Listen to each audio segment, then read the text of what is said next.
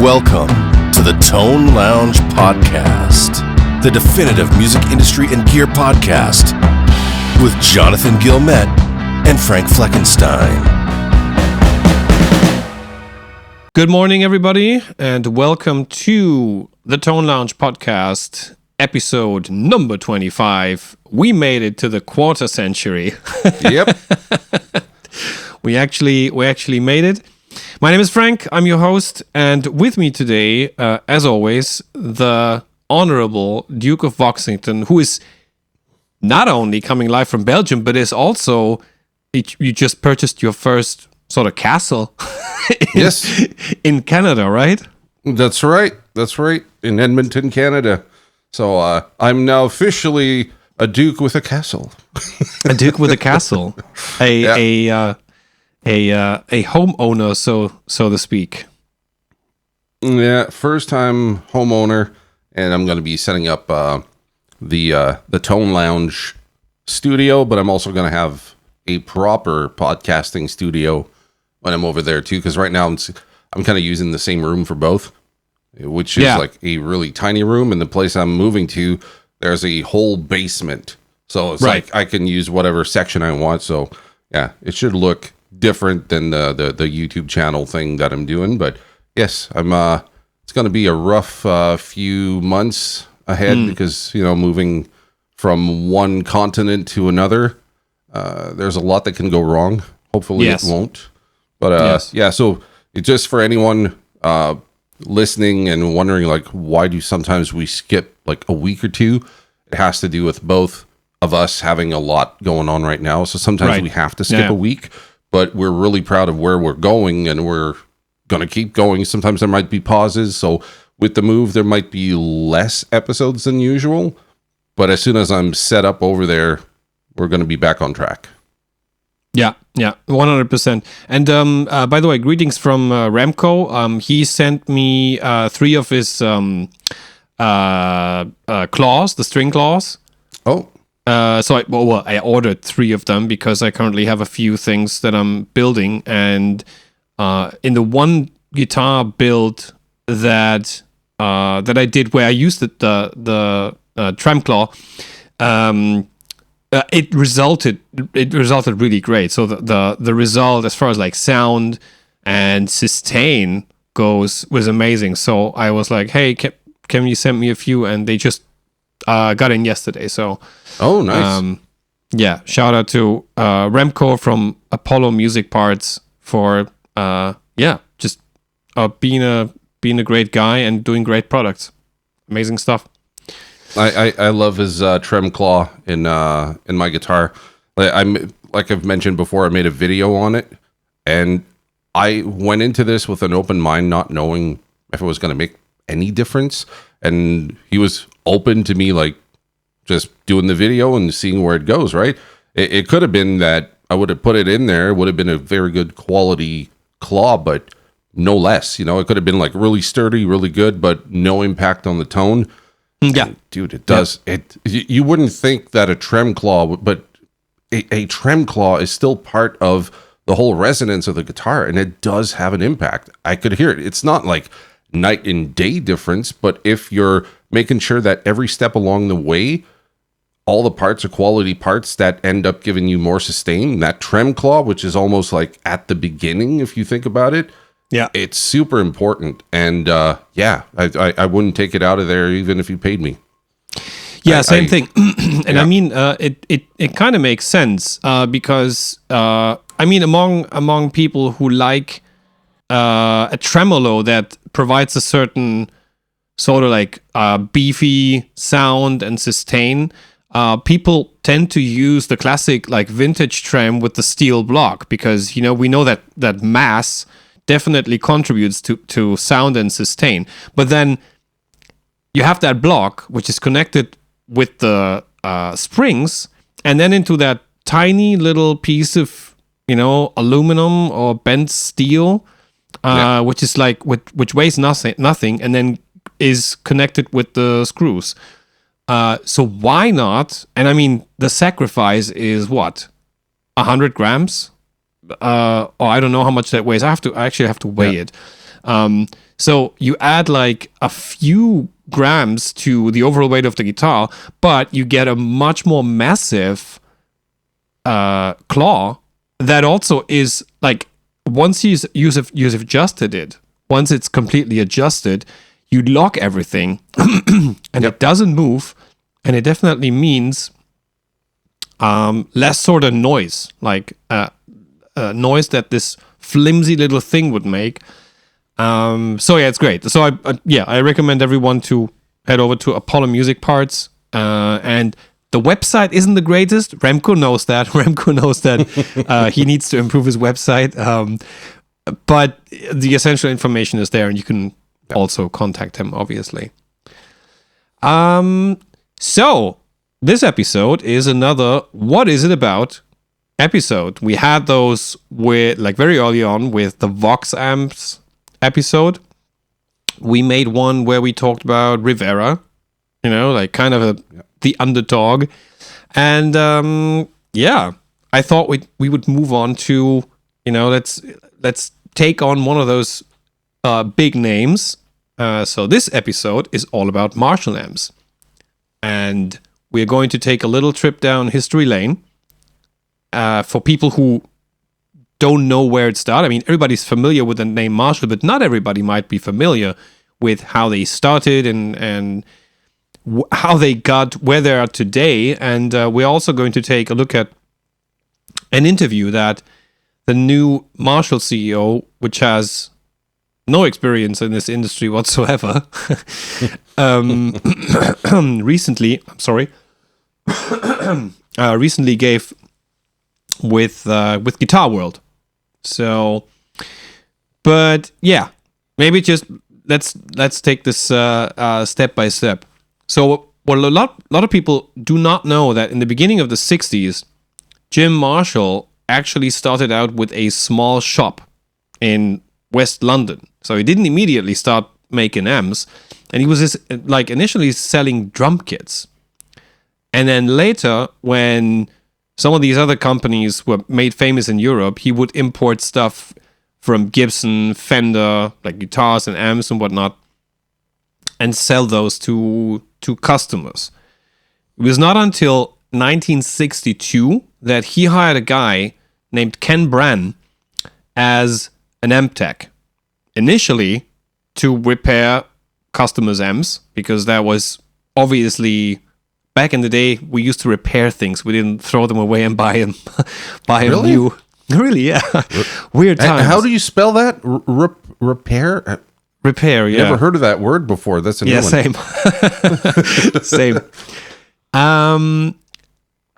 But back then, it was very difficult to get your hands on some of those imported amps, and they wouldn't come in fast enough. So there was a high demand because, music scene was growing, and like early rock stuff was a very, very glowing and growing scene, and they wouldn't come in as fast enough. So the demand, I maybe you can correct me on this, but I remember there being an embargo on American products in England at the time.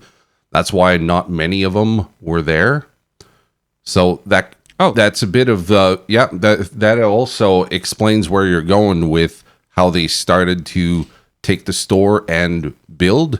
I remember watching I think it was a documentary about the Marshall amps, and that's what they were saying. Like, at that point, those American amps weren't coming in part due to the fact that there was an embargo on American products. I'm not sure why that is, but maybe that's something we can verify, or maybe someone can let us know in the comments. Yeah, but exactly. I do remember that. Yeah, I remember something about an embargo, but I mean, Jim Marshall was importing stuff, so he might have had a way to import stuff to some extent and serve his customers the stuff that they wanted, like a Gibson Les Paul or Fender amps, but then Ken Brann, the guy that he hired, said like, hey, we could assemble those directly here. We have access to the components and the parts, we can make them here in the shop. And then this way, you don't have to wait. You don't have to import. There's no, there's all this hassle. We can, we don't need that. And so then around 62, the JTM 45 was like the first amp they made was demonstrated in the shop, and it immediately hit a nerve with a lot of players, and resulted in 20 or 30 pre-orders. Immediately they wanted that. The circuit was sort of based on the Bassman, because the classic Bassman was like the kind of most wanted, most accomplished amplifier at the time, because bass players were using it, guitar players were using it. It was loud enough for back then, obviously. And they took that circuit and added and modified it to create like a, well, in quotes, better or different sound. Around 1963, so a year later, they had also moved into a bigger space. They had changed some of the optics, and they introduced more amps, such as the Bluesbreaker, which is another iconic amp they made. It was called the 1962 Combo. And that Bluesbreaker amp was then made famous by Clapton, for example, playing it on the Beano LP, the John Mayall Beano LP. And from there on, the company, the operation just grew.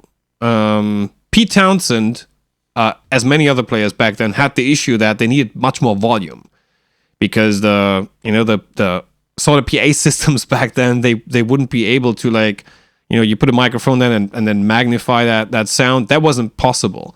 No. So in 65, they solved that problem by making the JTM 45 100, which was like the first 100 watt amp they made, and alongside two 4x12s, meaning at that time the full stack was born, and Townsend was using that. He actually suggested they make an 8x12, but all the stage crew were like, dude, this is so impractical. It doesn't make any sense. Let's stay with. Yeah. And also, what happens if you break something? How are we going to replace all that stuff? You're still able to play with one cabinet, but if the whole thing breaks down. So, and back then they were obviously competing heavily with Vox amps at the time, and Vox still had some of the big names as far as artists go. So they had the Beatles, obviously, the Shadows, etc. But unfortunately for Vox, at some point, and we explored that in the Vox episode, if you guys want to check it out, I think it's episode number 3. They moved into that whole solid state technology, and that meant that Marshall was like, the company left with like driving tube amp technology, and all of that into the next level.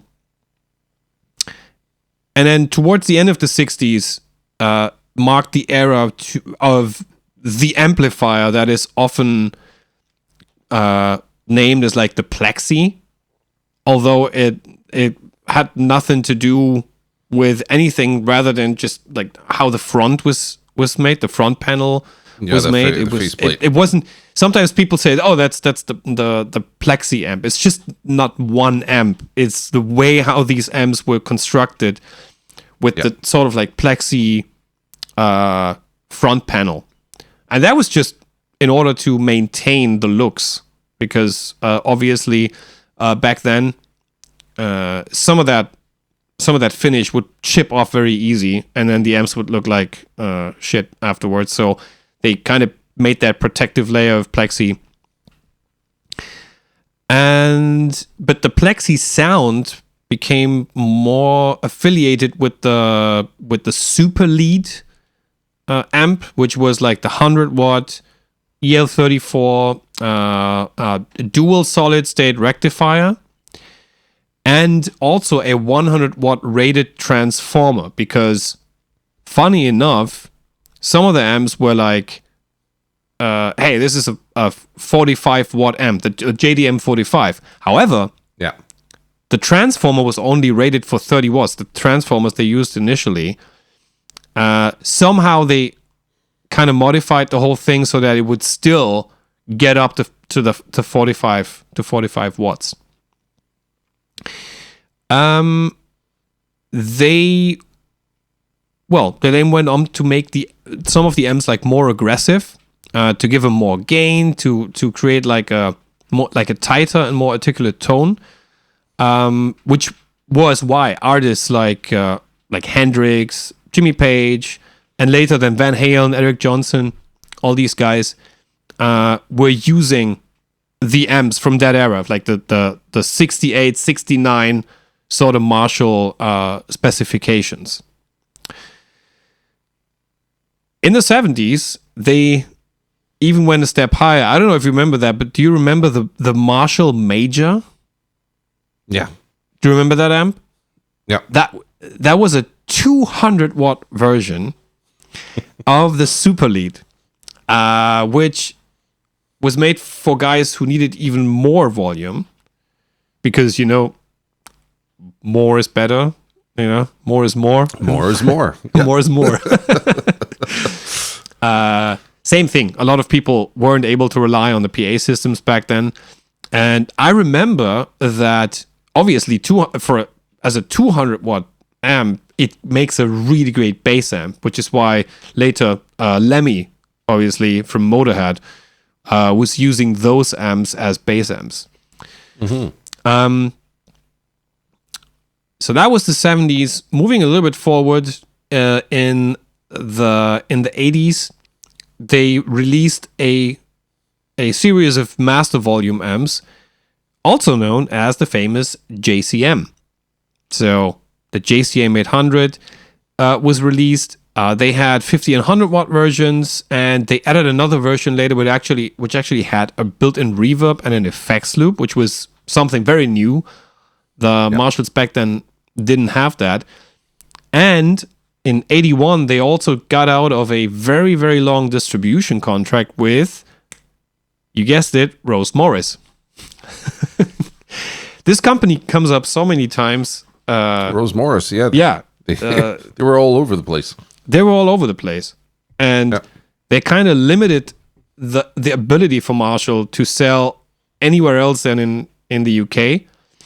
And I've read some stuff that they kind of on the regular price of what a Marshall would cost in the UK, they slapped a 55% increase and then sold it everywhere else. So wow. Yeah, Marshalls weren't affordable outside of the UK at all back then, even back then. And I think that situation hasn't changed.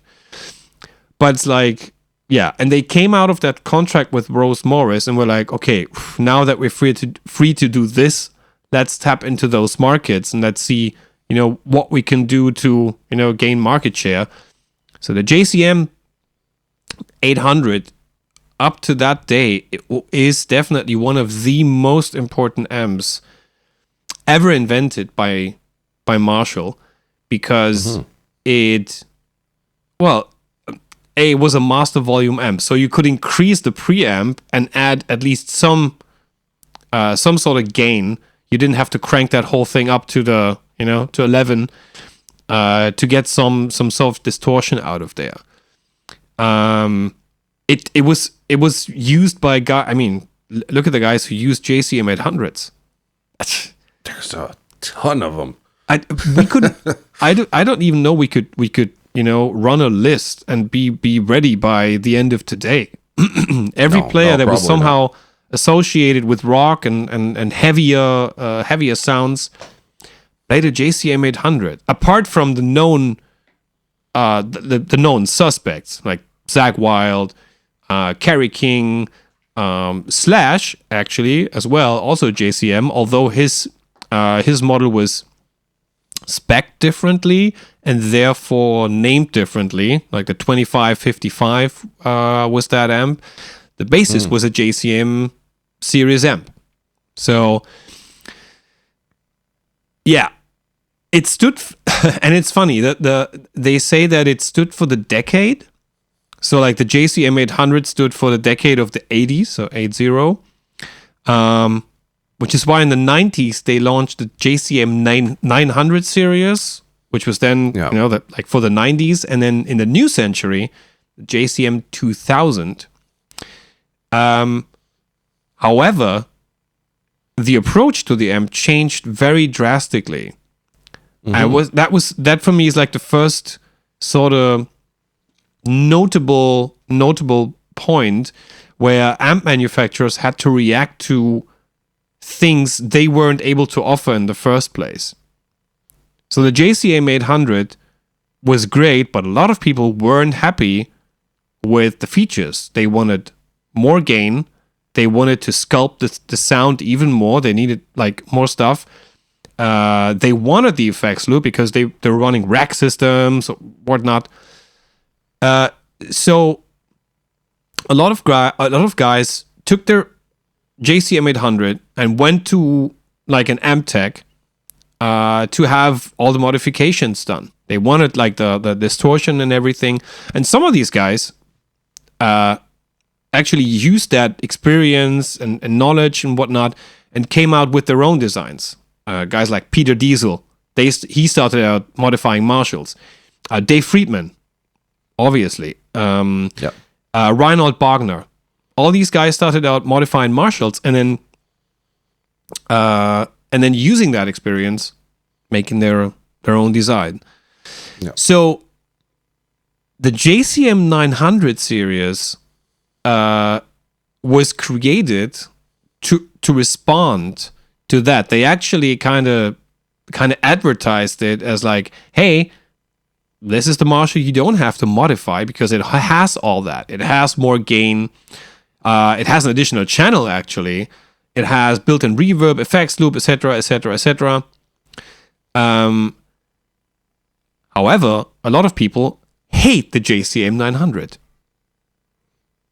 There are a lot of people who don't like the amp at all, and even on the inside, it looks very different because Marshall had then already moved to a more streamlined production where they use PCBs, and they used like very generic PCBs where they could like add or leave parts in order to create like the different models. I remember there was a JCM 800 SLX, which was the highest gain, highest spec possible amplifier that even had an adjustable loop, and it had an unbalanced line out.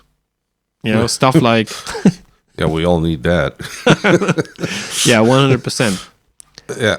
So here we are, Marshall responding to people bringing their amps to guys who modify them, and we're like, hey, look at that, the JCM 900 is here, you don't have to do that anymore. But for some reason, it doesn't work out. Yeah. Why do you think that is?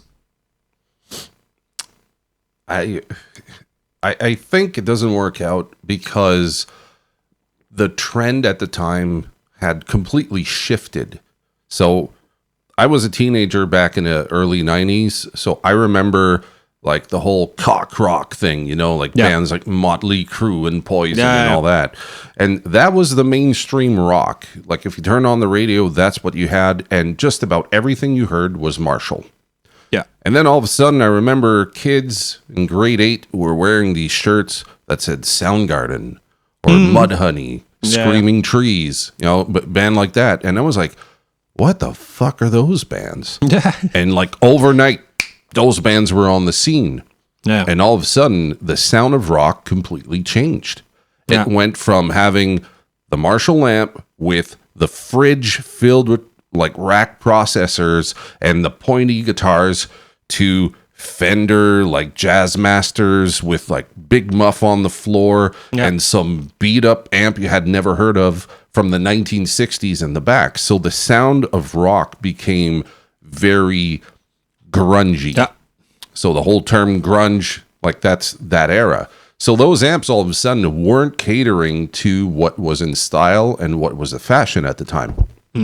So if we think back of bands like, Pearl Jam or Nirvana or bands like that, sometimes you would see Marshalls, but sometimes there'd be like a beat up Fender in the back, or, you know, an old Sears amp or whatever it was. Because these guys weren't shopping at Guitar Center. They were stopping in like some pawn shop somewhere, buying a beat up guitar for $50, $100. Yeah. And that's what they were taking on the road, because they didn't have the same budget as bands like Poison or whatever. Like, these guys were on major labels and they were making a shit ton of money. And the frankly, the label would give them big budgets to tour. So these small bands that are coming out of Seattle, they don't have the same budget. So they just buy whatever the fuck they can. And I think that might explain why Marshall was anticipating that like rock from the 80s to keep perpetuating. And all of a sudden, this new scene comes on and the whole landscape of rock completely changed, and gear changed along with it. So that's basically how I see the demise of the JCM 900. It wasn't catering to that new style of music anymore. Sure, it was more aggressive, but now guys were relying more on pedals to get their distortion, because those pedals could get even heavier at the time than the amps could. Yeah, that's true. That's true. I think the sudden change in the music scene had a lot to do with what happened to some of the products that manufacturers came out with. The other thing that I think is also worth noting is if you have, let's say you have a JCM 800 and you go to an amp tech, like back then to Dave Friedman, he could do and change and modify the amp much more on a personalized level than Marshall could do with a sort of like generic approach to like, hey, let's make a high gain Marshall with all the features that everybody is adding to their JCM 800. But it's possible that, you know, one guitar player goes to, you know, Dave Friedman and says, hey, I like this, but I need this to have like a tighter low end, or I need this to have like a softer high end, or whatever.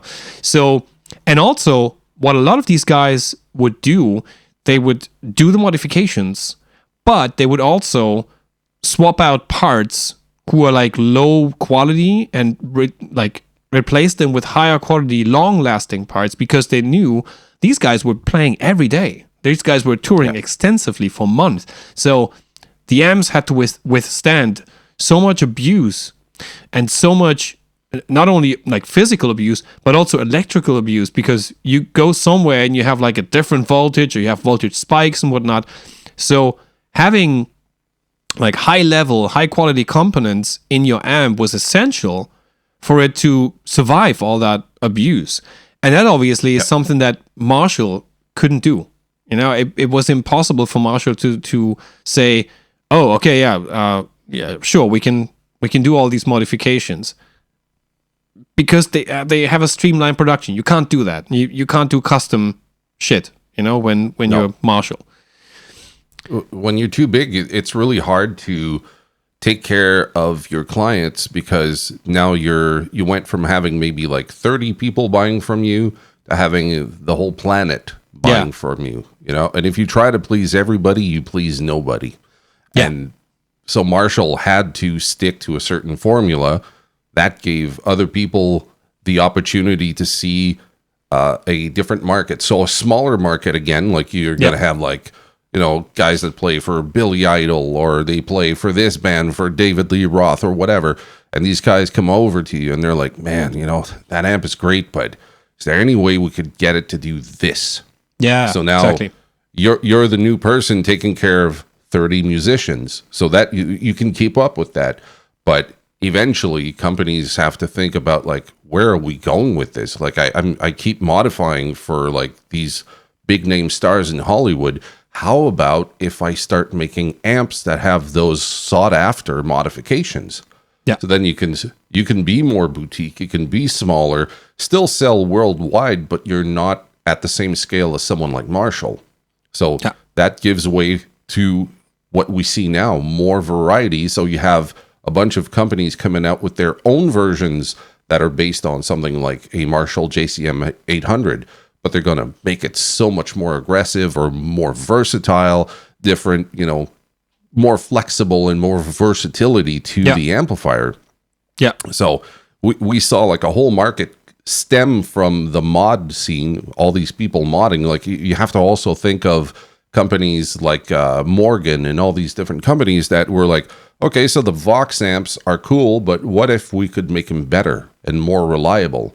And then you have like a slew of amp that come out that do the Vox thing, but does it better? Does it more reliable? Has more versatility? Has more of the options that people are really looking for? So we saw a whole market come out of the 1980s that we hadn't seen before. It just bloomed. All these people that were doing repairs and mods ended up having their own companies, which is really cool too. Yeah, 100%. And then one thing to note is that obviously if people were looking for the JCM 800 to be like the holy grail of high gain, remember that just around that time, some of these other amp companies brought like really high gain amps. I mean, look at the dual rectifier made its debut in the early 90s as well, and that thing had a shit ton of gain. Soldano, these guys, same thing, same thing. Some guy who started like modifying Marshalls and then like going from there to like, hey, here's an high gain amp, that this shit has a lot of gain. Yeah. Going on with the Marshall history trip. So in the new we're starting the new century, and the JCM 2000 series, because it's all named after the decade, comes out. And what they do back then is they come out with even more and more modern amps. So they have the 2-channel DSL, the dual super lead. They have the 3-channel TSL, the triple super lead. So that thing was like, it was almost an overload of controls on the front. Like, I had that amp. Yeah, really? Yep. It's a fucking monster. That's what amp is. Yeah. Oh yeah. 100%. And they previously had an amp where I guess they sort of tried to check out, okay, could we actually go into that direction on a long run? Do you remember the 30th anniversary Marshall, the 6100? I do not. So that was an amp that had like it had 3 channels, and it was the first Marshall amp to feature MIDI. So it was programmable. Okay. And not only did it have that, so it was 3 channels. It had MIDI, it had adjustable loops, it had a balanced XLR output, it had triode, pentode mode, like the whole thing, and it was all programmable. Apart from some things like triode, pentode was to reduce the overall wattage of the amp by like 50%, and that I remember that amp being used by guys like Satriani and Alex Lifeson because, obviously, super versatile amp, and all you need is, switch stuff around. And that was sort of like the first thing they did. I went into that direction, and then in the new century, they came out with the JCM 2000 series, and they made all kinds of different heads. They made like 100 watt, 50 watts, 20, 40 watts, even a 1 watt. They made combos, they made heads. So there was something for everyone. And they took that, and then I'm not sure when they released it, but then at some point they came out with the JVM series. Yeah, that's right.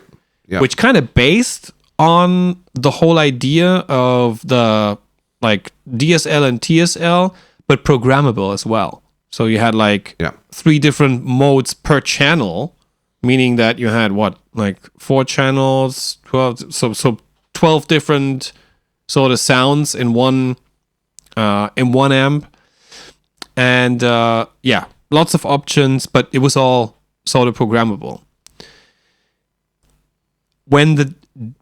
I think the dual super lead, at least for me, was the last good sounding Marshall amp that I ever played. So the DSL 100 was, I loved that. It was really great sounding. But everything that came afterwards never really struck a nerve with me. Whether it was the JVM, and at the same time, because they were like, okay, this is all like for the modern player, programmable, shit tons of sounds. At the same time, they come out with the what was it called? The Vintage Modern series. Yeah, that's right. So like a 50 watt and 100 watt amp that were more like a Plexi or a JCM. Sort of like this is more controlled by the player and not so much by switches or foot switches, or you.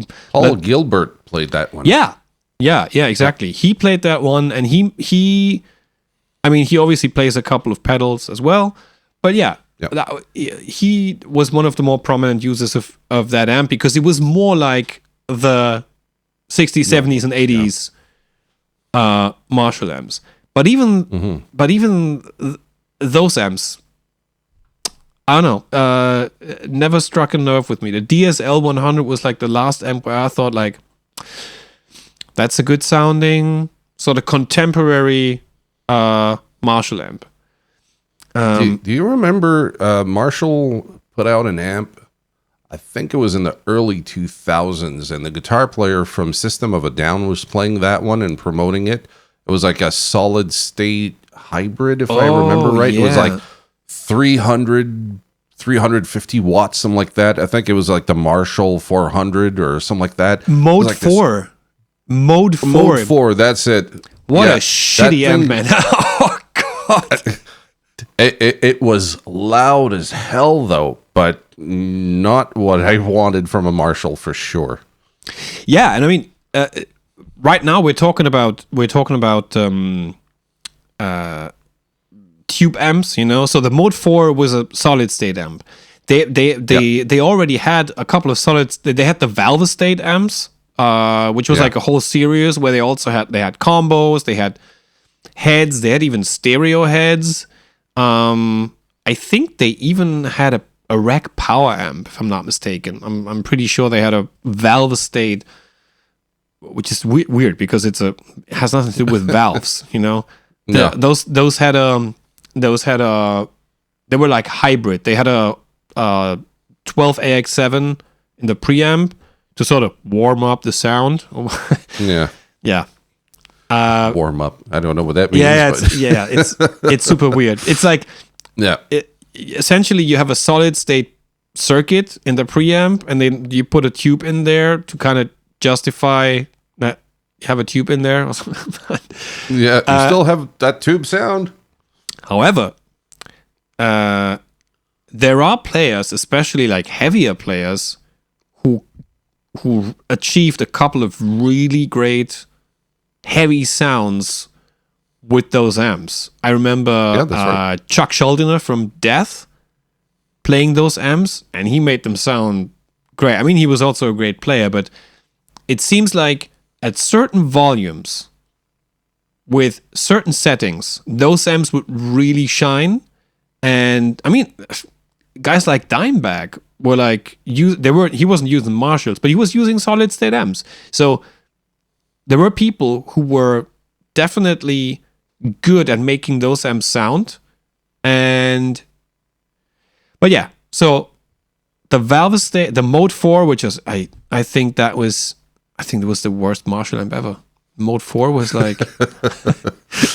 Yeah, I just recall that when I was like, yeah, that wasn't a very good amp, was it? I was working in retail back then, and we had, I was in charge of the whole amp department, and I just installed this giant switcher where I had this like wall of amps. So you had like with almost like shelves. I had shelves built where I could put in amps of different sizes. They were all connected in the back to a big switcher, and I could switch amps and cabinets on the fly for people to make A/B comparisons. And they pushed that thing into the room. It's like, hey, there's a new Marshall, the Mode 4. And I was like, okay. And I had to install it because obviously Marshall wants their stuff to be represented in a larger store. Yeah. And I remember that thing sat there for ages. until the Marshall distributor came around and said like, yeah, we're going to discontinue this thing. If you want, you know, here is a deal on the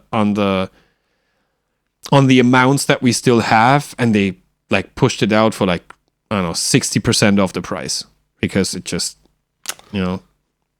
Yeah, didn't sell. So they were basically giving it away. And that wasn't the worst thing. I mean, so yeah, we have the Mode 4. By the way, in 2010, Marshall had announced their first partnership with Sound Industries. That's the Scandinavian company. I think they're Swedish. Where they started to make these headphones and Bluetooth speakers and other like lifestyle products. So that's when that kind of started. We're going to get to Sound Industries a little bit later. But also, in 2016, suddenly Marshall comes out with the Marshall Code series. It was like their first line of amp modeling products. And to me, when they came out with that, it just felt weird because everybody else was already way ahead in terms of amp modeling. And I mean, companies like Line 6 were around for 15 years already back then, or even more. And other companies that started early with the whole amp modeling thing, they already had a head start. That was like they were the miles away, thousands of miles, and still Marshall was like, oh yeah, well, you know, we could enter the market, you know, with amp modeling. And I remember those amps, they sounded terrible, like absolutely terrible. They had they couldn't hold the water to everything else that was there, like at all. It was I don't know who made that decision, but it was another one of those, you know, like, hey, you know, we're missing out here and we're losing market share to amp modeling, so let's make amp modeling. Yeah, sounds. Yeah, and it's. I think there's an underlying tone so far in the history that you're presenting with Marshall. Yeah. See, at the beginning, I just want to take it back to that part. At the beginning, Marshall was like, hey, I see an opportunity for us to make amplifiers for our demographic here in the UK. Yeah. Let's go from this one thing that we know is successful, which is the Fender, right? The Fender Bassman. Let's take that circuit and make it ours. Part of why they make it theirs is that in the US, amps are driven by 6L6 tubes. Yeah. In the UK, they had the EL34, the EL84. That changes the tone quite a lot. And then you also have the fact that they're making these circuits for UK electricity, which is also going to have different components to it that are going to make the amp sound somewhat really different from the original amp they're based on. Now, you talked about Vox, and this is where the underlying tone, like the theme of today's podcast is. Marshall is making amps that are raunchy, they're dirty, they distort, and they're loud as fuck. Vox is at the opposite end in terms of distortion. They're like, no, we don't want more distortion. We want less distortion. We want these to be loud and clean. Vox wasn't listening to where their audience was going. Their customers are saying, no, we want more of that distortion. We want more of that ugly tone because it sounds fucking cool. Yeah. So Vox ends up being sold to a company who doesn't understand the guitar market. Yeah. These guys flop, and Vox flops along with them. And then Vox ends up being sold and resold to different companies who know shit about guitar gear. Yeah. Right? And they're driving the name of the company into the ground until they're saved by Korg back in the 1990s. And Korg really brought up the Vox name back to where it is. Why? Because Korg is a company that deals in musical instruments. They've been doing it for a fucking long time. But before that, you look at the history, Vox was left behind and Marshall was like leading the pack. And as long as Marshall was like, what's the word I'm looking for? As long as the person at the helm of the company knew about musical instrument, could keep up with the trends with musicians, they were fine. Yeah. But eventually they ended up behind, just like Vox ended up behind early in the 1960s. Why? Because everything was about what the customer wants, and the customer wanted more gain. They wanted more features. And then the mentality of musicians shifted, and then they were like, we don't want the rack stuff anymore. We want to go back to simple gear and just get great tone, because I don't want to bring like 3 guys just to handle my guitars, my pedal board, and all my rack gear. I want to have one person with me that can handle the whole thing. Yeah. We have ebbs and flows in the music industry, and companies have a hard time keeping up with what musicians want. And if you put someone at the helm that has no fucking clue what musicians are about, you end up with what we're seeing right now with Marshall, right? It's a company that is trying to diversify its portfolio, trying to go in all sorts of directions, but at the same time, they're doing what we talked about earlier. They're trying to please everybody, and they end up pleasing nobody. Yeah. Because the core fans, like if you talk to people that love Marshall, they fucking love their amps, right? Yeah. They're super passionate about it. And have you ever looked at any other amp brands where people are using one amp and can sound so fucking different from each other? You listen to Kerry King, you listen to Zakk Wylde, they sound nothing like each other. No. But they're both using a JCM 800.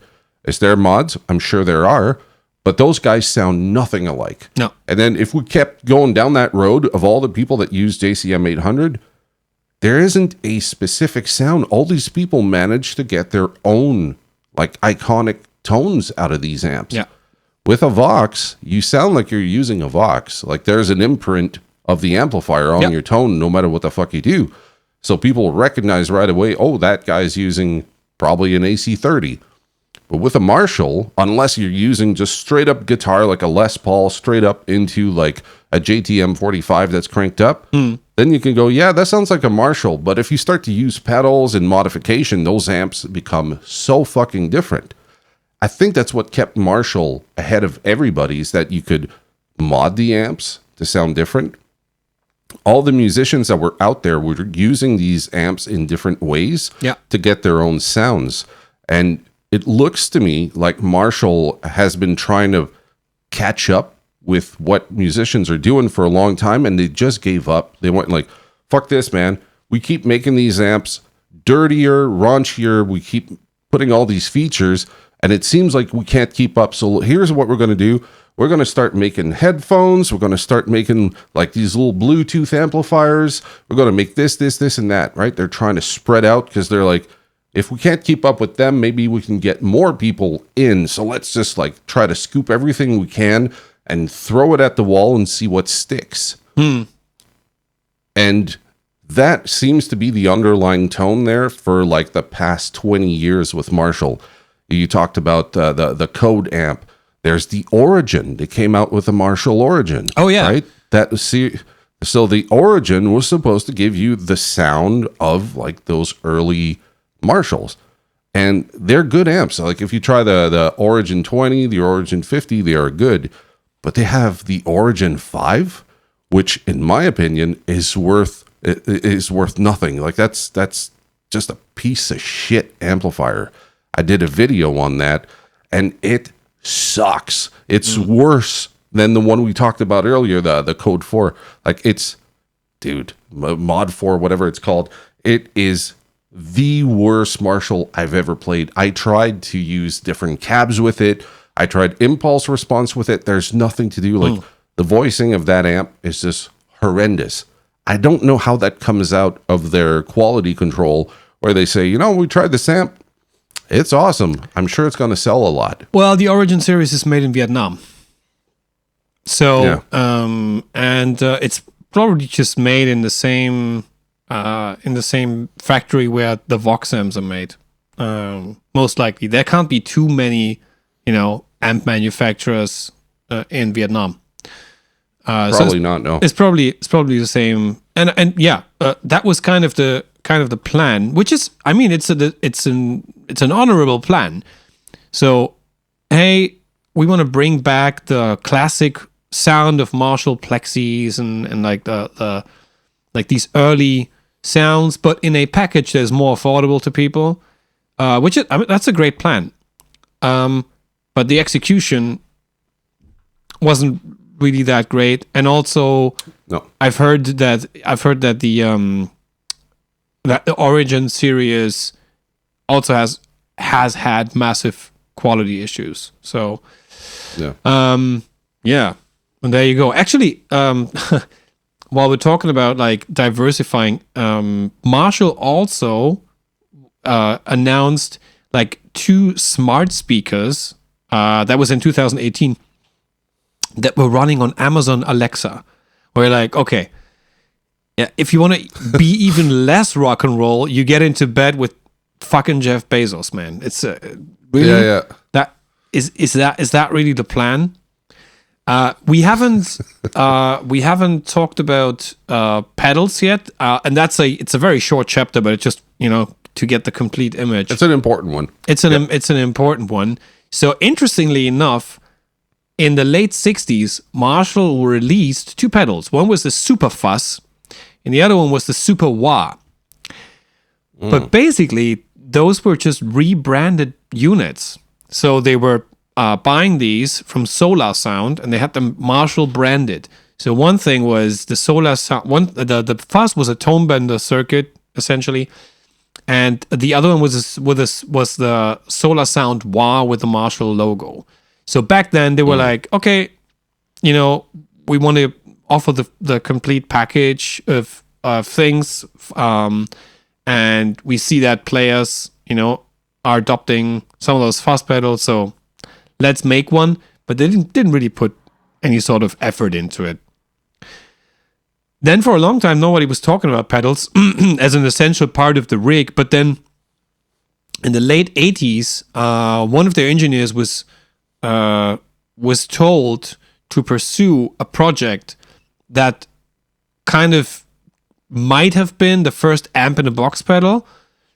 And as a result, in the late 80s, the Governor was released. The Governor pedal was essentially like the sound of a cranked plexi or a cranked JCM series amp, but as like in a pedal format, so that you didn't have to do that with your amp. You could just use the pedal and get that same sort of signature Marshall sound.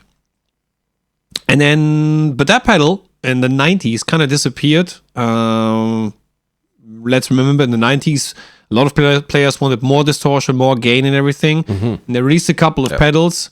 One of them was the Drive Master, and the other one was the Shred Master. And the Blues Breaker. Although the Blues Breaker, they released all of these 3, but the Blues Breaker had nothing to do with the iconic amp, like with the 1962 combo at all. And it was widely disregarded back then. The Drive Master and Shred Master, however, made it to the boards of many 90s players, especially if they were related with heavier music, because it was an easy and effective way. And I mean, we can't even talk about pedal boards back then. They would just throw 1 or 2 pedals on the floor, and that's that, Interestingly enough, the Blues Breaker, again, had nothing to do with the iconic amp, but it kind of it got like a late revival. And again, we have to take into account the John Mayer effect.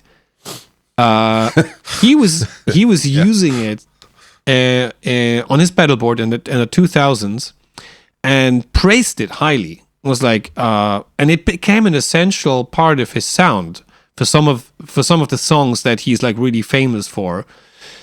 And boom, suddenly pricing for these things went up and everybody kind of woke up. Oh yeah, it is a great pedal that had almost been forgotten. I think the highest price I've ever seen for a Bluesbreaker pedal, for an original one,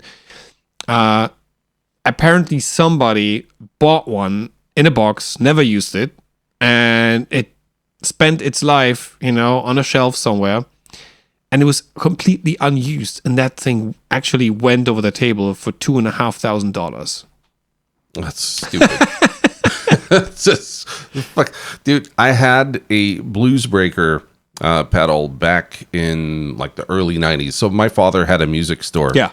And I remember walking in there, like I would come home from school, I'd stop by the music store, and my dad had pedals in his counter. So I remember seeing the Bluesbreaker. And for anyone that wasn't alive in the 1990s, maybe you were born in 93 or whatever, blues had a small resurgence back in the 1990s, but it didn't make the splash that grunge or punk or all the alternative stuff did. So you had guys like Gary Moore and Stevie Ray Vaughan and Robert Cray and guys like that came on the scene. And there's a bit of like ruckus going on with that scene, but not much. So you have Boss that comes out with the Blues Driver. You have Marshall that has the Bluesbreaker. But blues wasn't something that people like were cheering on the top of their roofs going, oh yeah, man, fucking blues is awesome. Yeah. So I remember going into my dad's store and, I had long hair and it was into metal and all that. And I remember seeing the Bluesbreaker, take it out of the showcase. I plug it into an amp and I'm like, well, fuck, there's no volume on this thing. I have to crank it up like almost all the way. Yeah. Where's the gain? There's like no fucking gain. So I didn't get it. Like it was too clean for me. I didn't know enough about gear at this time because I had been playing for like maybe 4 or 5 years or so. So I figure there's probably a lot of people that were just starting out back then that tried the Bluesbreaker and had the same reaction. Like, 1, there's no volume. 2, where's the fucking gain? Like, what am I supposed to do with this? There's no like screaming gain coming out of there. So that Bluesbreaker, man, it sat on my dad's shelf for like a year for like $40. And it didn't. And I think my dad probably sold it for half of that when he got rid of it. I'm like, oh, you sold the Bluesbreaker? He's like, I couldn't fucking wait to get it out of here. Nowadays, like you just mentioned, they fetch top dollars. Why? Because a lot of us didn't know how to use that fucking thing. Like, we were used to stepping on a pedal and you have a completely different sound. The whole transparent thing wasn't a thing in the early 90s. No one was looking for transparent. Like, what the fuck do you mean transparent? Yeah. Like, you kick it on, it does nothing? I don't want that. Yeah. But nowadays we know more because you got guys like John Mayer who comes along and says, hey, look, I'm going to stack this with this and I have my amp driving at this volume. And notice it's a subtle change, but notice what it's doing. And now we're going, oh, I didn't know you could do that with that. Like, I thought if I just step on it and sound like a fucking beast. No, that's not how you use this pedal. Yeah, but it's the same with the TS10. Nobody gave a crap about this plastic shit of piece of shit, and everybody was like selling it off as fast as possible. They were going used for like 50, 60. Yeah. And then, well, this guy comes around. John Mayer, and it's on his pedal board, and he creates some great sounds with it, and suddenly, boom. Those now are still at like 300 euros at least. Oh, easily, yeah. Easily. Regarding the other pedals, so after that, at the end of the 90s, they released another series of pedals with like sort of proprietary enclosures that look almost like they're like stamped. It's like almost stamped and formed. They looked kind of interesting, and they had like 3 different drive pedals, and then they had a chorus, tremolo, vibrato, and a delay. So six of those. And those actually lasted for quite some time. They weren't just remembering from my time in retail, they weren't as popular as like some of the Boss pedals, because Boss was like sort of this giant that had like everything. or for the vintage enthusiasts, like the electro-harmonic stuff was selling quite well. But, they had their place. But then afterwards, no more pedals. They did, however, recently release some of those pedals, like the Shredmaster and the Bluesbreaker, as reissues, probably to kind of fit the demand, or they thought they would fit the demand on Bluesbreakers. Apparently, they didn't kind of dig into the pedal market really, because there are so many people who make like remakes of the Bluesbreaker, or there are even companies, in order to create that sort of John Mayer sort of sound, they combine a TS circuit and a Bluesbreaker circuit in one pedal, and then you can just, you don't need two pedals. So there's so many of those out there that, I'm not sure how well Marshall sold the reissues. I don't know, but I know that when they originally came out with that series, because they basically just reissued what they came out with in the 1990s, and a lot of people had hoped that this would help desaturate the used market. So if you had a Bluesbreaker you could buy brand new for, let's say, $200, maybe the one that's $2,000 would come down in price to a more reasonable price. No, but I didn't see that happening at all. I didn't even budge. Where's the logic in that? How, if you flood the supply of something, are you going to desaturate the demand? It's like, maybe with money it works. I'm not sure. Yeah. But in this case, you're just adding more stuff, and you're also adding more stuff into the used market automatically, because in this day and age, where people make purchase decisions, based on some sort of marketing, it's just like, okay, the new Bluesbreaker comes out. It's a reissue. It's the one from Marshall. Oh, great. Bam. And they sell a couple of hundred, and then you can count on it 2 months later, half of those, maybe not half of those, but a good chunk of those are going to end up on the used market again. Yep. And they're going to be sold at a loss. Obviously, because there's nothing iconic about something that was most likely made in Korea or somewhere else, in comparison to the original from the 80s or the 90s. Yeah. Yeah. And this whole sort of like Marshall legacy ends abruptly. The end of last year, when they announced that Sound Industries acquires the major stake in Marshall, leaving the Marshall family, which is just represented by Jim Marshall's son and daughter, as the second largest shareholder with like 24% or something.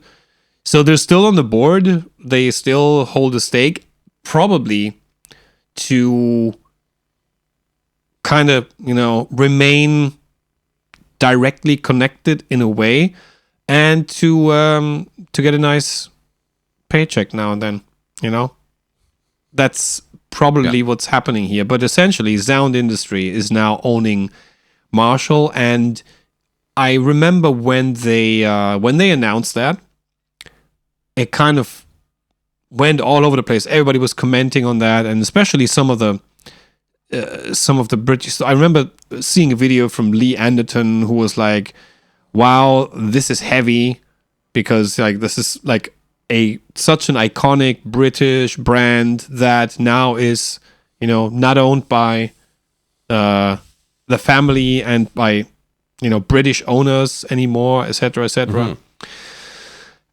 And now they've slowly like kind of restructured that. And I think we can get to that interview now, and we can take a look at what the former Adidas guy has to say about what his plans are. So let me just share this so we can look at it together. Hold on. Boom. Did you see that? Yep. Okay. So here's the interview, Guitar World, and the guy's called Jeremy de Maillard, or maybe his name is Jeremy de Maillard, no sé. Jérémy de Maillard. Jeremy de Maillard. If we lose the amp making business, we lose everything. We've got to go back and show the guitarist community that Marshall truly cares about them. From digital amps to modelers and mods, Marshall's new CEO has big plans to win back guitar players. Jeremy de Maillard has gone from Marshall headphones to the head of the iconic amp firm. Now he's tasked with raising a sleeping giant. And sleeping giant definitely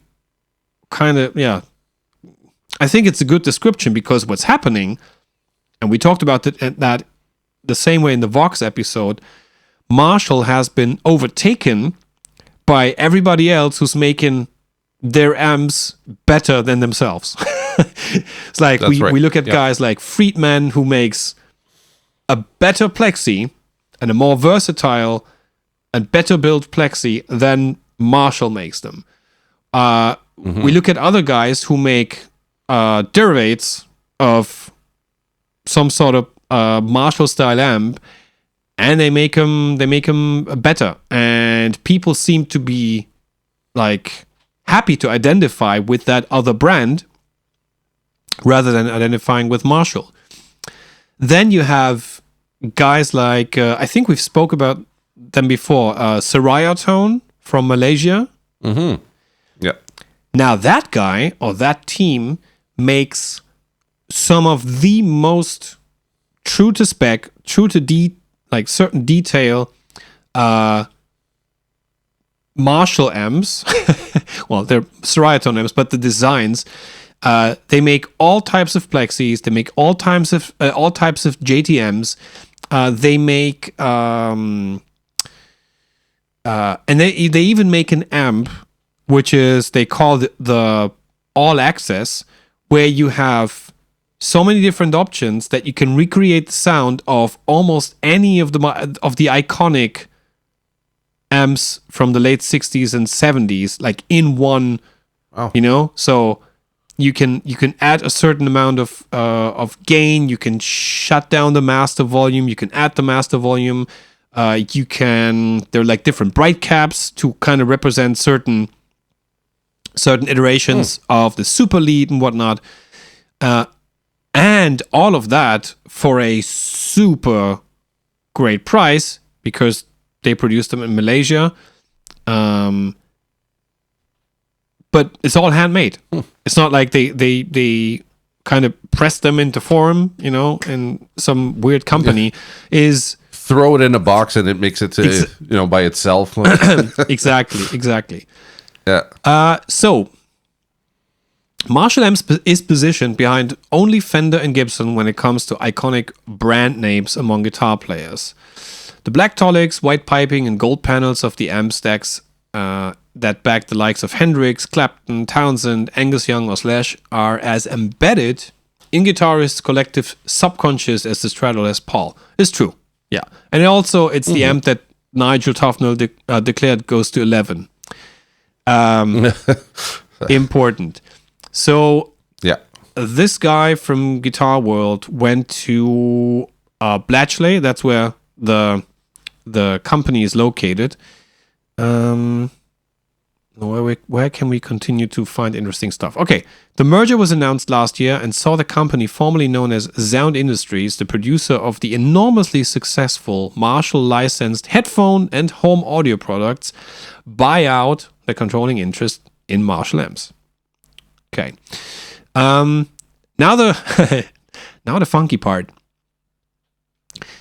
Indeed, Sound had fared so well making Marshall licensed listening products that in the newly combined Marshall Group, amp sales made up just 5% of its total revenue in 2023. The rest of it was Imagine that.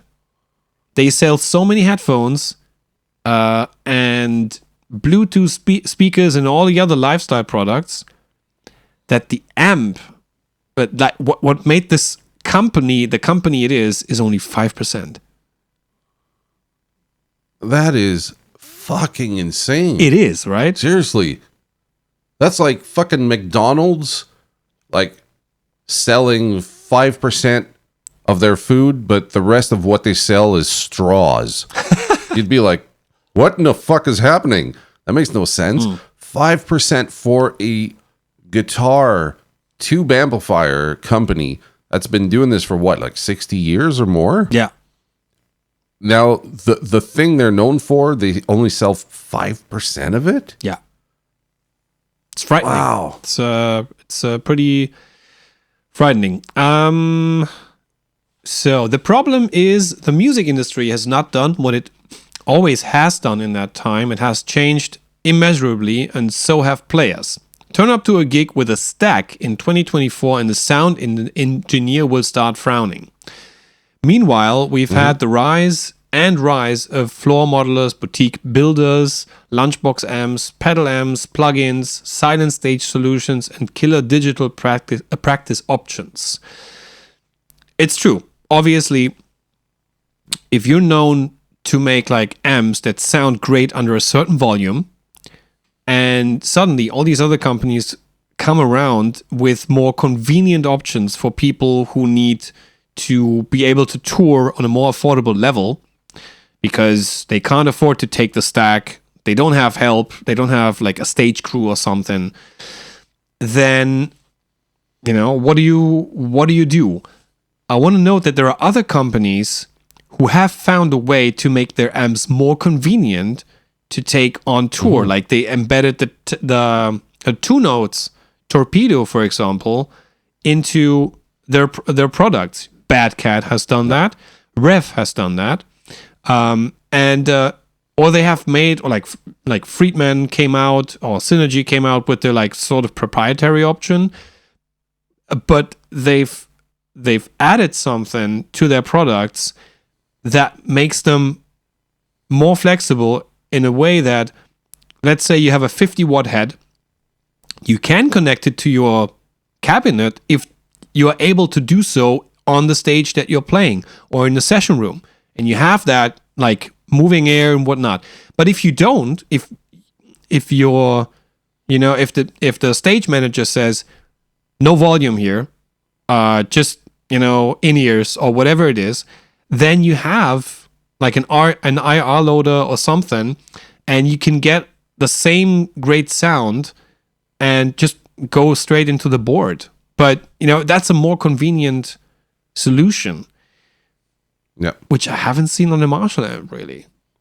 You know? No. So they adopted everything else. You know, went into modeling and all that stuff. But instead of like improving the core sort of product, you know, they tried different things. Anyways, so what is Marshall going to do to win players back in 2024? To ask exactly that of new CEO Jeremy de Maillard, who was, that's his profile here. He was French. He was raised in the French Alps. Music-laced snowboarding and skating scene of the 90s before he stepped into working with brands like Vans, Adidas, and eventually joining the Sweden-based Sound Industries. He's not a guitarist, but neither was Jim Marshall. Well, yeah, okay. Yeah, but he was a drummer, wasn't he? Yeah. He was a drummer. So he was still in music. He had some affiliation to music. You know? Yeah. Okay, yeah.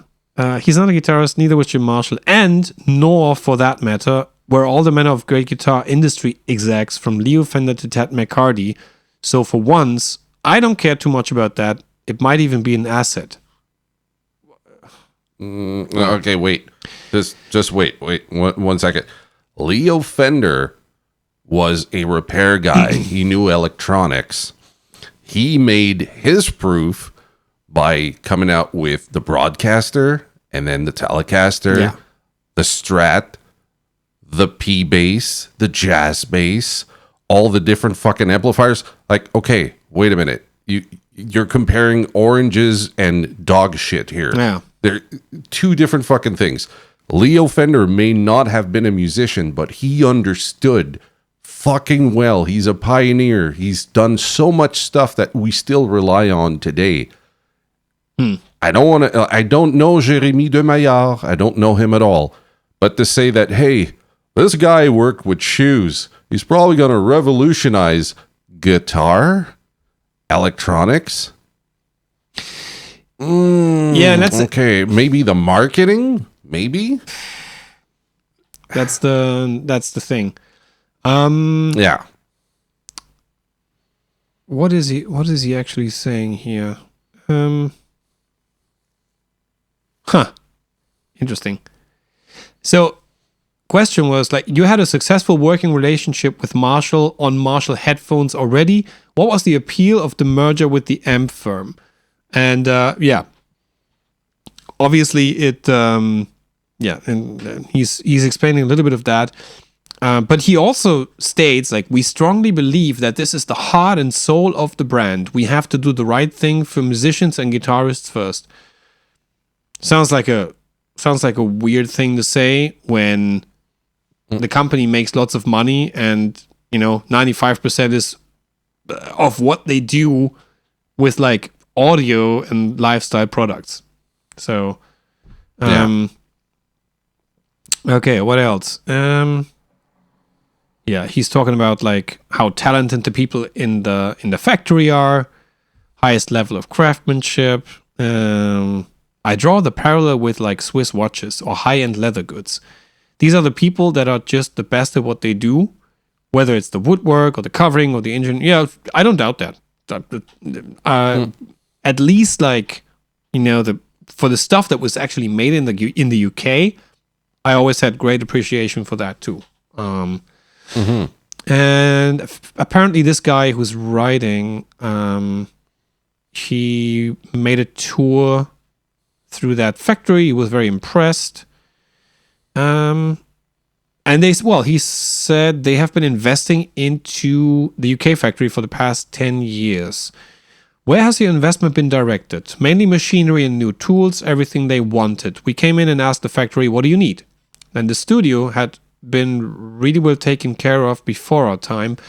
But when we came, it was like, what else? What do you need to make these the best facilities for either making products for guitarists or for the recording studio? We just went, yes. Little side note, in 2021, Marshall had kind of presented that they installed the Marshall studio in order to be able to, to test their stuff in a proper recording kind of setup, and also make it possible for them to properly record, because they also, for a short time, they had a label. They actually had a music label, the Marshall music label. And it's a full fucking studio with a Neve console, so like everything you could ever dream of. And that's what the studio is about. What is it? Most of your previous interviews have addressed the opportunity for the Marshall Group in the 100 billion home audio market. That side of the business is clearly thriving, but how do you view the potential of the amp market? And he says, I think it's really big, much bigger than what we have today. Let's put it that way. We have a huge opportunity to elevate our product portfolio and evolve it as well. So there are two things that we are very clear on. Number one, we will forever cherish the Valve handmade analog product that we have, and will continue to overinvest in this, even if it's not the biggest part of the business. That will be first and foremost.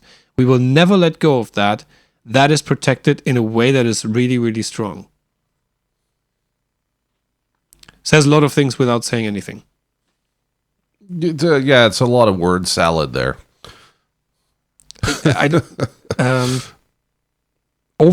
Investing. Yeah, sure, because there's this other business that's making, as he says, the market is in the billions, and they're making a couple of million, or even hundreds of millions, with the home audio and lifestyle products. And then there's this niche product now. Now it's a niche product that is guitar amps, and they overinvest in it because we're at a point where there's little margin, and it's difficult for a lot of people. Guitarists will be very pleased to hear that. Yeah, I wasn't very pleased to hear that he was saying a lot of things without saying anything. Yeah. It's beyond protected. All of the investments we've made here is to make that better. It's all about that at the end of the day. But at the same time, second thing we're clear on is that we don't have all of the products that the guitarists today expect of us when it comes to digital amplifiers or digital products in general. And here we are overinvesting as well, to be fair, to catch up. We've been behind and now we want to catch up. Our goal is to provide to guitarists the best possible Marshall experience, no matter what their needs are. If you're into Valve analog amps, we got you. But if you want a practice amp or digital or desktop or whatever option, this might be, we're going to be there for you as well. Just give us a little bit of time, because I wish we could create products in 1 month, but it tends to take a year or more. Okay, so, but essentially what he's saying is they're not going back to that, like, core value iconic thing. They want to try to please everyone. Yeah, exactly. And that might be the issue with Marshall, because if we look at the market, I'm just going to put it this way. If we look at the guitar market, like everything that's guitar driven, there's no Jeff Bezos. There are no Elon Musk in this industry. And the reason is simple. The people you're selling to generally don't make a fuck ton of money, because when they want to buy a guitar, a good one, they are spending thousands of dollars. You need someone that's a craftsman to make a really great amplifier, a really great guitar, and all this, right? If we look at the industry this way, you need super qualified people to make really expensive things that are sold to people who are broke as fuck. If you look at that system, you say to yourself, how do we expect to take the guitar industry into the billions of dollars? It hasn't happened in like 70 years. No. And will most likely never happen, because we are broke and we're always buying shit we don't need and then selling it to get recoup on what we just bought. And we don't have the same purchasing mentality as, let's say, because even within like the music community, I'm looking at guitar pedals. I'm like, $300 for a guitar pedal. Fuck, that's a lot of money. But I might be buying $300 worth of shit I don't need on Amazon this month. Yeah. Right? So if it's a single purchase, that's a big amount. I might not buy it right away because I see it as an investment, but I'm leaking money like through the fucking roof every time I'm buying, like, let's say a book on Amazon. I might be buying, a t-shirt that I just saw, earrings, this and that. Yeah. So those smaller artifacts that we're buying, like all these small articles, we can spend a fuck ton of money on Amazon or Temu or whatever the fuck you're buying on, because it's not a huge investment up front. It's just small amounts here and there. So that's why if you look at Marshall headphones, maybe, I don't know what they sell for. Let's say they sell for $140. You're like, yeah, I can afford that. So you buy the headphones. You go to, how much are they? There you go. So here's one on Amazon, like $85. But then there are different. How much is a JCM 800? Huh? How much is a JCM 800 in comparison? Let's see. You mean new or used? Because There is a difference. Let's say brand new. Let's say we go $16.99. Thomann. $16.99. Okay. You'll get the JCM 800 reissue. Okay, so how long would it take to build an amplifier versus making headphones? Well, I mean, those headphones are made in Asia somewhere, probably China, and they cost next to nothing because of the volumes they produce them in. Okay, so this is what I'm getting at. We're talking volume. So if you take the cost of building a set of headphones, the factory and the overhead and how much you pay the people, which is probably not a whole lot, and then your distribution power. Like if you put headphones in a small box, you can take a fucking crate and fill it up. Amplifiers, well, if they break on the way there, it's really hard to recoup and just say, well, throw out the headphones, I'll send you 2 more and we're good. Amplifiers, if it's broken, that'll cost you, because now you have to have a repair person come in, fix the amplifier. You have to think about warranty and all this stuff. So if we're really looking at how much this means to a company like Marshall, the headphones cost next to nothing. They can sell a fuck ton of them and make a shit ton of money. And if they lose some, if some are broken, not that big a deal, man. They cost next to nothing to make. Yeah, that's but the thing. Amplifiers require qualified people to make them. You have to sell them in very specific places, because the headphones, you can have them at a convenience store, you can have them at Walmart, you can have them everywhere. So your reach is much bigger than the amplifiers. And look, I'm not the smartest guy in the world. I don't know everything about marketing, but this is just the shit that is obvious to me. Yeah. Headphones can be sold to anyone because everybody has 2 ears. And right? here's another thing. But not everybody plays guitar. Yeah, and here's another thing. Obviously, with those types of products, 2 things. A, there are people who have heard of Marshall because they've seen him on a stage at a festival, or they saw like some kind of recording from somebody playing live and seeing Marshall. So they're like, oh, they have headphones? Cool. I want to be one of those cool rock and roll people, although I don't play any instrument. Yeah. So for them, it's like there's this like brand recognition thing. It's actually pretty clever if you think about it. So people walk around with those, and I just saw that. So there's this one, which is called the Major V. Then there's the Major, those are Roman numbers. So Major 5, the Major 4, then the Monitor 2, which is like a bigger sort of can. And then they even have those, like the in-ear, the earbud kind of thing. Yeah. Oh, and then there's another one that go even deeper, and then they have those little ones that you can put into your ear. So, yeah, they're kind of different versions for different people, whatever. Yeah. But yeah, so there's that thing. But at the same time, all these people buying the home audio and like lifestyle products, they don't give a shit about the core business. They don't care. Why would they? No. What they have never played a guitar. They probably never will, and they have no clue about this industry at all. The other interesting fact, because you just asked like how much is a JCM 800? So if you buy a new one, a reissue, is $16.99. The used ones, like the older ones, the cheapest I could find was $18.25. Isn't that weird? Here's one from '89.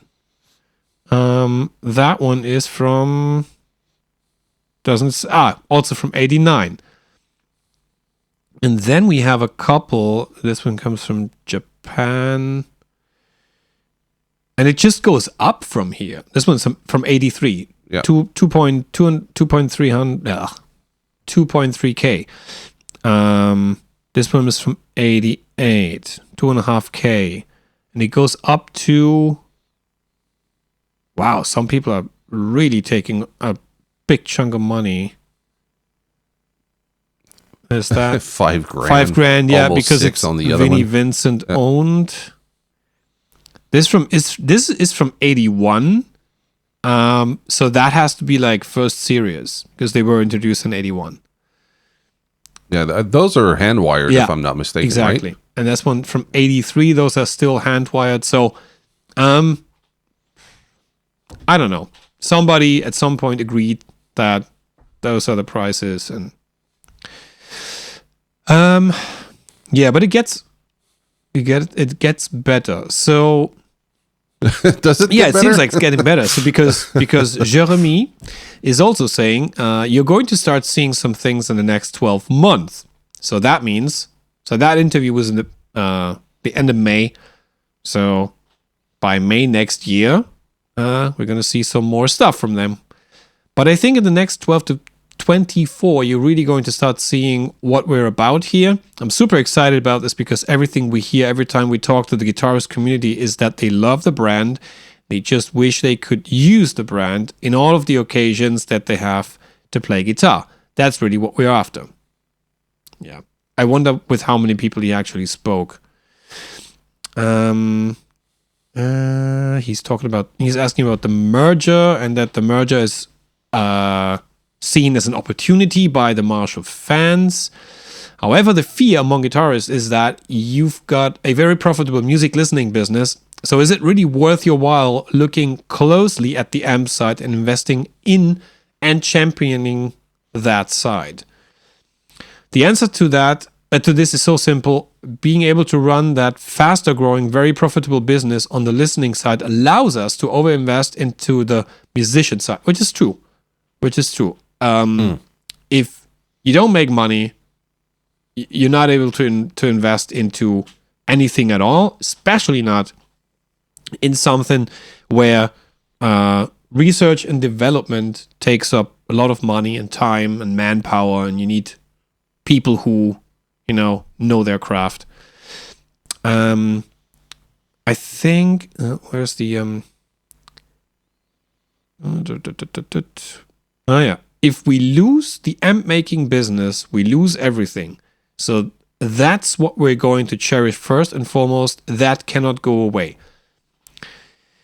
Here's where I'm kind of divided, because again, for what I said a couple of minutes ago, the main part of their business, in fact, 95% of their business is consumer products now. If the 5% where they overinvest, actually, where they don't see as much return from the investment as they see with the other brand, if that goes away, the 95% is still there. And the audience for that 95% chunk of business is still there. They don't give a shit. Mm-hmm. They don't give a shit. They will never buy a Marshall amp. And they probably never have, again, played an instrument, played a Marshall amp. They'll just continue to, buy headphones that say Marshall, or they buy a Marshall fridge because it's cool, or a t-shirt or some other sort of merchandise. So here's where, I want to believe him, but in the end, in sheer numbers, what he says just doesn't add up. They're not going to lose everything because if the amp making business would give them 1% of the annual revenue, still, it's like, if that goes away, well, then it goes away. If they go back to making limited series all hand wired, they could actually do that. They could actually go back to the way it was done before, maybe streamline it to some extent, and among the fan base, still be considered like a great brand with great value, with great core value, and they would still make their money elsewhere. They would. What I see from what he's saying is, what they would lose is the footing that they have in the guitar industry. They would lose the legacy of the guitar like the iconic Marshall guitar industry, they would also lose the culture that is around their amplifiers.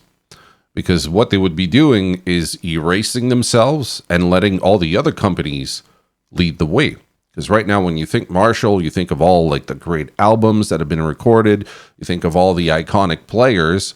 And all of a sudden, if they take themselves out of that industry, they're losing all the passionate people that love what they do. The iconic, like, let's say, Slash in front of his Marshall amps, it's going to lose its relevancy. And if they just become a manufacturer of, let's say, headphones, fridges, and all this stuff, they kind of become irrelevant culturally because they never had the same footing as, let's say, a company like Apple. Yeah. Right? Apple, you think iPhone, you think iPad, right?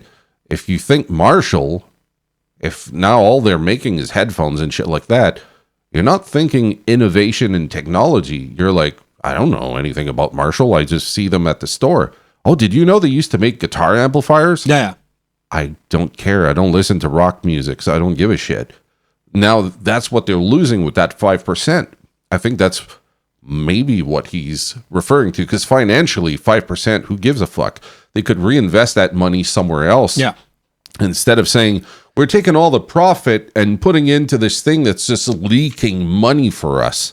Because why would you do that? Because they're still relevant. Culturally, they're still relevant. They still have a fan base that is fighting for them. Take that 5% out, no one's going to fight for the headphones. Yeah. The headphones are not going to go up in price and be sought after in 20 years from now. No one gives a shit. Yeah. Because that industry is fickle. It's whatever's fucking brand new right now. It's whatever's popular. It has nothing to do with the guitar culture. Yeah. That's my opinion on what he's trying to say there. That 5% to them, that's what they're holding on to. That's what they're paying top dollars with the profit that they're reinvesting there. They don't want to lose that cultural appeal. Yeah. Something that we mentioned a little earlier is also asked in that interview, where the interviewer says or asks, what about the prospect of IR integration or a Marshall cap-style full-range, full-frequency speaker that you could use with a model, or something that gets the Marshall stack back on the stage? And Jeremy says, we're considering all of those things, and I think we're trying to find the right balance on, like, what could be a quick win that shows the power of us coming together. But we will go after those quick wins if it's on the level that we're proud of. So we're exploring many things like this, whether it's for beginners or practice, all the way to the stage. Again, he's saying a lot of things without really committing or saying anything. Same as, like, give us 12 to 24 months to show you what direction we're going at. But it's like, I remember that Henning in his video was like also trying to explore like what they could do to kind of, struck a nerve with people. And he also mentioned the two notes integration, which that would be an easy win because that technology is already there, and they could just start working with Guillaume on that, or they could come up with their proprietary technology, as like Friedman did with Synergy. That is all a possibility. The thing that I didn't agree with in Henning's video is that apparently Henning tried to contact some of these new guys in the administration of the Marshall Group, guys in marketing, because obviously he wanted to work with them. Him being the YouTuber, the influencer, so to speak, and apparently nobody returned his messages or whatever, and he kind of stayed on the thing on this thing like, if you want to be successful, you need us. And he was like making it too much about like gear YouTubers are the most essential thing when it comes to selling stuff. I don't agree 100% with that, but it's No. yeah, it's what he likes to do these days. It's that YouTubers being one of them. I can say that we are part of that ecosystem. I don't see YouTubers being the driving force. We could be a conduit between the audience that they're looking for and the big companies. So if the companies took time and went through the comment section of different YouTube channels, they might be getting more of a taste of what people are actually thinking about their products, like the more uncensored version of it.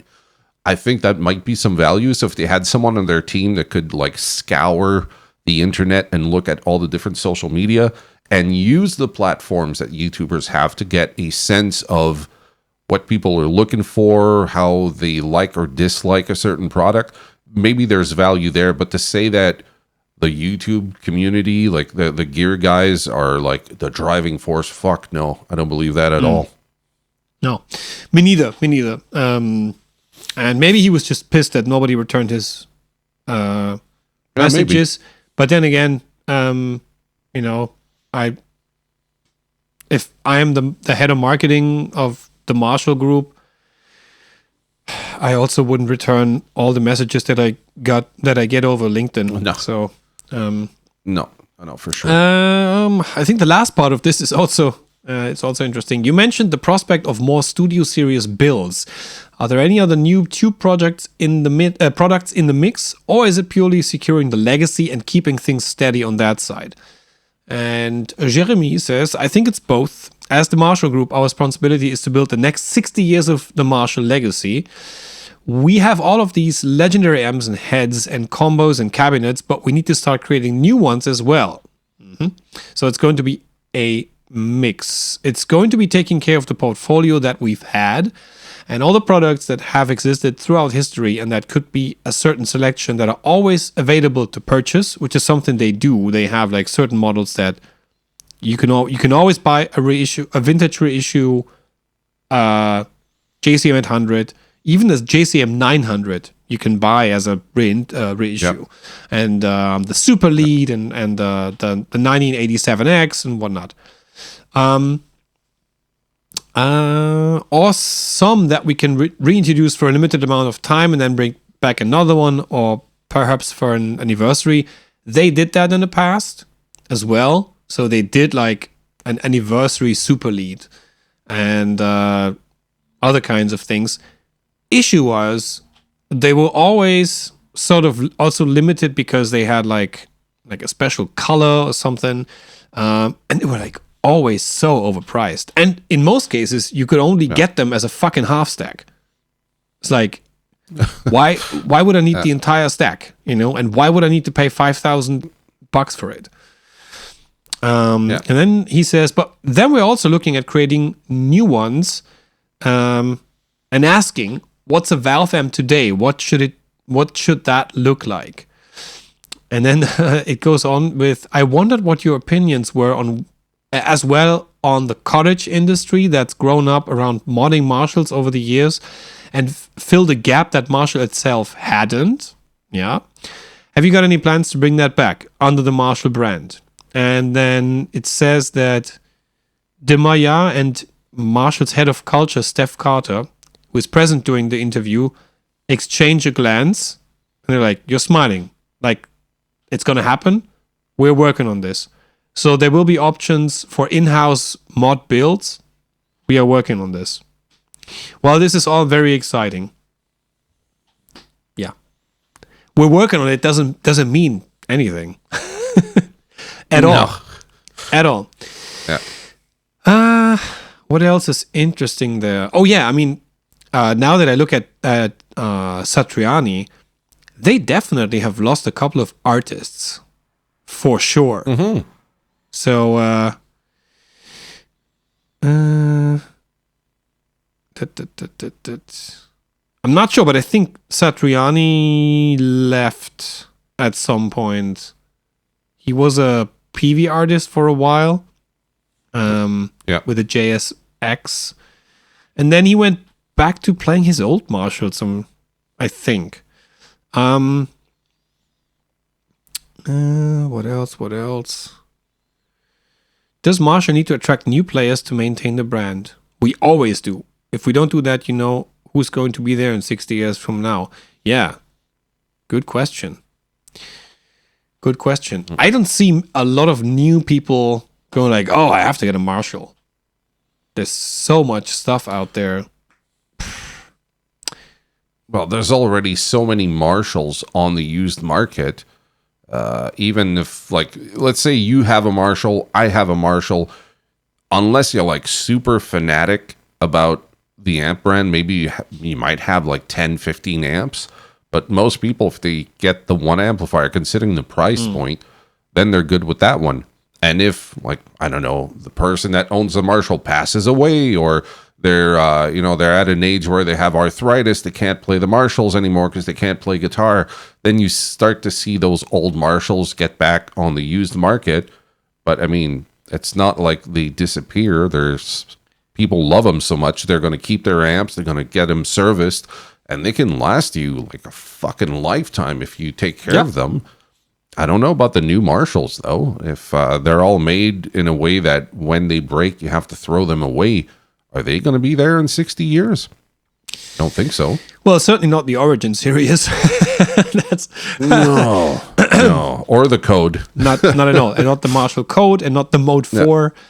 But yeah.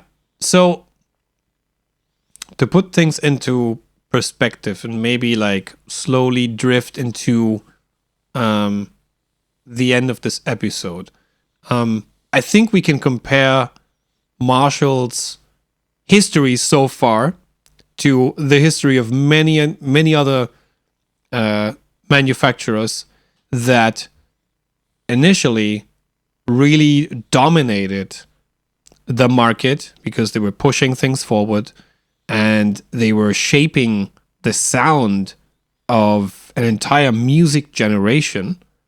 Like when we look at the 80s, it's like Marshall was the JCM 800 is without a doubt the sound or created sounds that were used by hundred thousands of players. That's for sure. Yep. But at some point, they kind of lost contact with the market and with players' demands and with they went more streamlined, and there's always a cost of trying to be more streamlined, and the cost usually is that you're less able to make everybody happy, and it's sometimes the quality suffers, sometimes it doesn't, and I still think 95 of the people who are going to compare a hand-wired Marshall with a circuit board Marshall are not going to be able to tell the difference. Probably. Or feel the difference. But I'm just putting that out there. I don't want to discredit anyone. It's just like, if 95% of the audience don't hear the difference, then I doubt players will do. But exactly. I agree. It's kind of the same thing as we said that happened to Vox and a lot of other companies as well. I mean, it even happened to Gibson. At some point, Gibson was really struggling because there were so many great alternatives out there. And for everything, or for all the products of an iconic brand, whatever even with Fender, you look at some of the prices out there for the higher end US models or for the custom shop guitars, and you think like, this is insane. If I have $4,000 available to me to buy a guitar, do you know the selection I have? The variety of stuff I can choose from? I can get, if we look at the brands that are known, I can get something from Sir. I can get something from Ernie Ball. I can get something from Schecter. Schecter also has some really nice custom shop stuff. It's endless. And then if we look at smaller companies, like smaller builders who have grown to be more popular in recent years, I can probably get a completely built to my made to measure sort of guitar for that amount of money. And I'm probably going to keep that for a lot longer if I'm about keeping an instrument and, something that stays with me. If I'm looking for an investment, I'm going to get a custom shop. I'm going to get a custom shop Fender. And I think the same applies to brands like Marshall and Vox, where it's like, if I have X amount of money, I can. There's so much variety out there. There's so much stuff that, why would I give somebody money for something that's inferior? Yeah. Yeah, I see your point. One of, I think, the most interesting things that has popped up with these different episodes we've done is the concept of staying in your lane, right? So you have these companies that are like, okay, let's say this is a race to get to the next point, right? So you start off really small, you have a few clients, eventually you start to get bigger. Now marketing comes into play. So you think of Marshall, you think of someone like Jimi Hendrix playing your amp, like one of the most, biggest guitar player at the time, still relevant today, still adulated by people today. And when you think Marshall, you often think of Jimi Hendrix playing his Strat in front of a stack of Marshalls behind him. So when you have that going for you, that becomes way more than just marketing. Now you're starting to have a cultural appeal. Yeah. So when you get big like that, then you have to think, how do I stay relevant? Yes. And that is a struggle for anyone that's in the public eye. How do you stay relevant? So for a while there, Marshall was at the head of this whole race because they were making these amps. They had all these iconic bands that were coming out doing different things that they hadn't foreseen with their own amplifiers. Yep. Think of, again, Jimi Hendrix putting the fuzz face through their amp, getting this fucking raunchy guitar tone. And then you have all these different players throughout the decades. But eventually, the cultural relevance starts to fade away because new brands come in, new hype gets built around different products. Yeah. And then it becomes really hard. So what a lot of these companies do, and we've seen that with Vox, we've seen it with different companies, they ended up hiring people that are outside of the guitar community so that they can bring their expertise so that they can not only get bigger, but stay relevant in this whole race to the top, right? Everyone wants to be big and make money, and they want to get rich. And as Guillaume from Two Notes has said before, no one in the guitar industry is sitting on a yacht somewhere. Everyone has to work their fucking ass off, and no one gets filthy rich from doing this. So that's the passion that's driving this industry. And when the passion doesn't suffice, people turn to other people in other industries. Other companies come in, buy them out, and then they're looking to expand. So if you look at just, let's say, Fender with CBS, all right? Fender is a small brand. They start to reach out throughout the world. These guys get bought out by CBS, and CBS is trying to innovate. They're trying to do all these different things, like make the headstock bigger so that they can make the logo bigger on the headstock. Yeah. And they start to think, hey, tubes are cool, but how about this new technology that they call solid state? Can we start to implement that and, have even better profit in the end because we don't have to have all these fucking tubes that are going by the wayside? Yeah. And we look at all these different aspects of decision making, and we get to see that this market of guitar is super hard to tap into because musicians, like guitar players, are set in their ways. They don't want you to innovate, but at the same time, they need you to innovate. So there's always this pull, this push and pull with the musicians because you know what they need.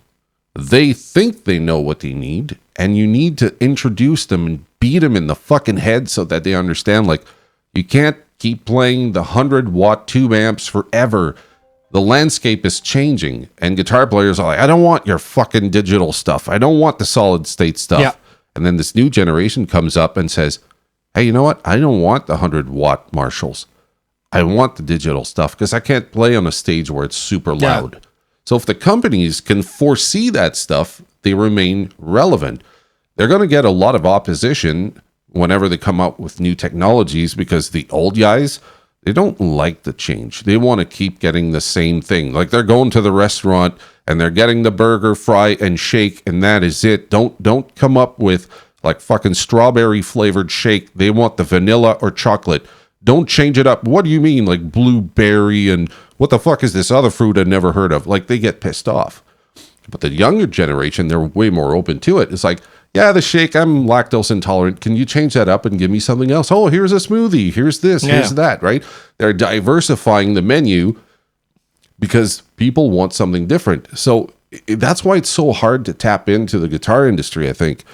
We have the stubborn people who don't want shit to change. We have the people that want shit to change, but they don't want lower quality stuff. Yeah. They want just as good or better. And when you have someone that comes in from a different industry, they're used to saying, like, look at these headphones. They're cool, right? How about we have like a silver version of it? We're only going to have 500 of those out, and we're going to sell them for 3 times the price, but it's the same fucking product, just a different color. And you try that with guitar players, and guitar players are like, are you out of your fucking mind? Why would I pay $5,000 for a guitar because it's in silver sparkle when I could get one for 1/3 of the price that's candy apple red? Fuck you, I'm not buying that guitar. That's the guitar industry. Really hard to tap into and to please everybody. So when I see Marshall say it's 5% of our sales and we're just going to keep taking money from the top, all this profit, and just keep shoving it down that 5%, like basically it's a leak for them because it doesn't make as much profit. It is. So if they're doing this, it's because they're big enough to do it. Because if you were talking to, let's say, Brian Wampler, and Brian Wampler was telling you, yeah, guitar pedals are just 5% of my sales, you'd be like, why do you keep making fucking guitar pedals? Like, what else are you making that's making more money? Oh, I'm selling shirts. Well, dude, keep selling shirts. Get the fuck out of the pedal industry. You're just struggling at this point. Yeah. But the small companies can't afford that. So when you see Marshall or you see Gibson, you see Fender, they're so huge. They're so fucking big, man, that they are making money that the smaller industry, like the smaller companies, like let's say Friedman is they're worldwide when you think about it, but they're nowhere near the reach of Marshall. But there's way more respect for Friedman, right? It's like you watch a podcast and you see David Friedman talking about, how he worked with this company or that company, or his work with this artist or this other artist. People know who's at the head of the company. They know the person. Like the guy who's talking right now, the company name is after his family name.